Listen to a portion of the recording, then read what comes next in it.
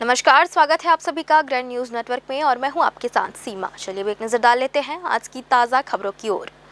मंगलवार 16 जून से जिले भर के स्कूलों में नए शिक्षा सत्र की शुरुआत हो गई है। स्कूल खुलने के साथ ही जिला प्रशासन ने व्यवस्थाओं को लेकर तैयारियां तेज कर दी है। कलेक्टर संजय अग्रवाल ने जानकारी देते हुए बताया कि विद्यार्थियों के स्कूल पहुंचने से पहले सभी जरूरी व्यवस्थाएं पूरी करने के निर्देश संबंधित विभागों को दिए गए हैं।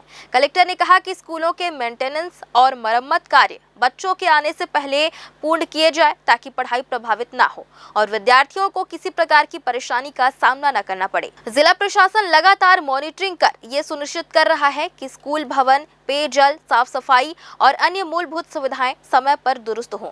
उन्होंने बताया कि 16 जून से 30 जून तक जिले के सभी स्कूलों में प्रवेश उत्सव मनाया जाएगा। इसके तहत नए विद्यार्थियों का स्वागत किया जाएगा और अधिक से अधिक बच्चों को स्कूल से जोड़ने के लिए विशेष अभियान चलाया जाएगा। शिक्षा विभाग को भी इस दौरान सक्रिय भूमिका निभाने के निर्देश दिए गए हैं। प्रशासन स्कूलों के पाठ्य पुस्तकों, गणवेश और मध्याह्न भोजन की व्यवस्थाओं पर भी विशेष फोकस कर रहा है। कलेक्टर ने कहा कि ये सुनिश्चित किया जा रहा है कि विद्यार्थियों को समय पर सभी व्यवस्थाएं मिले और शिक्षा व्यवस्था सुचारू रूप से संचालित हो ताकि बच्चों की पढ़ाई किसी प्रकार से बाधित ना हो।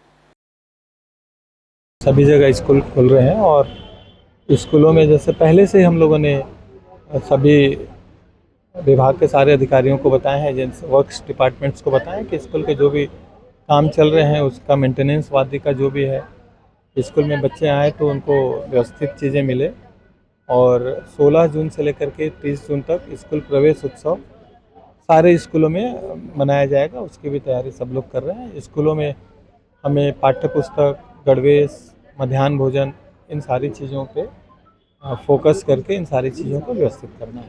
बिलासपुर स्थित व्यापार विहार में जमीन के एक बड़े सौदे में सुनियोजित धोखाधड़ी का मामला सामने आया है, जहां 81 वर्षीय वृद्ध महिला की बेशकीमती भूमि को षड्यंत्र के तहत हड़प लिया गया।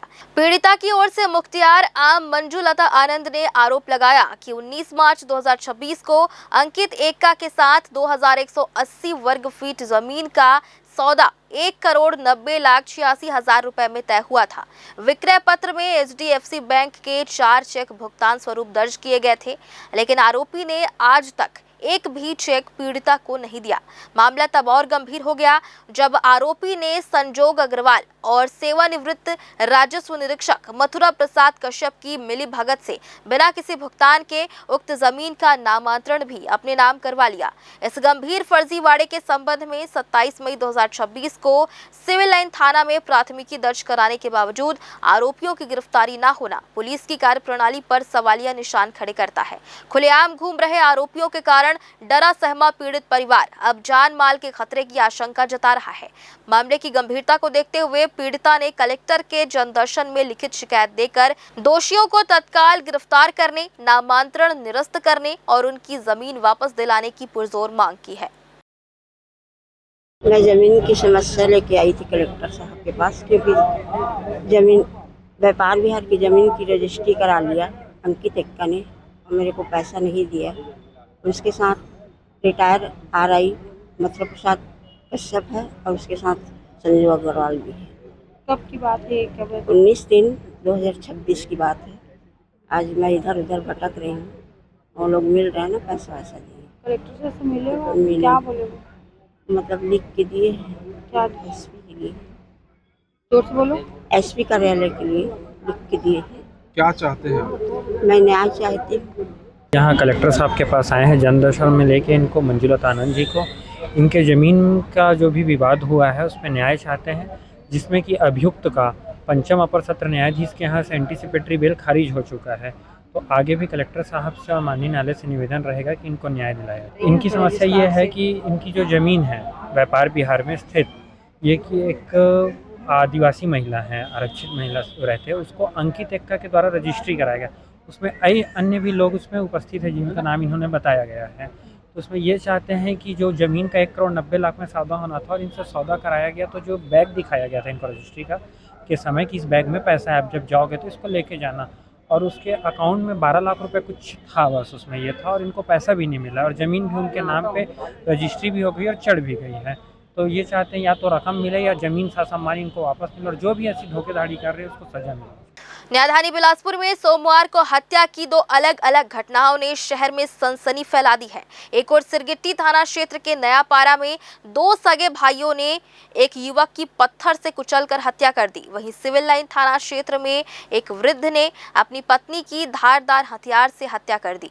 लगातार हुई इन वारदातों से शहर में दहशत का माहौल है। ताजा मामला सिविल लाइन थाना क्षेत्र की दीनदयाल आवास कॉलोनी का है।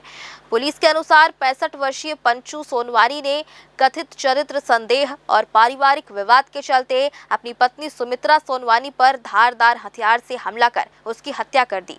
सूचना मिलते ही थाना प्रभारी किशोर केवट पुलिस बल और फॉरेंसिक टीम के साथ मौके पर पहुंचे। साक्ष्य जुटाने के बाद पुलिस ने आरोपी पति को हिरासत में लेकर पूछताछ शुरू कर दी है। वहीं सुबह सिरगिट्टी के नयापारा में हुई युवक की हत्या के मामले में पुलिस ने एक आरोपी को हिरासत में लिया है, जबकि दूसरे की तलाश जारी है।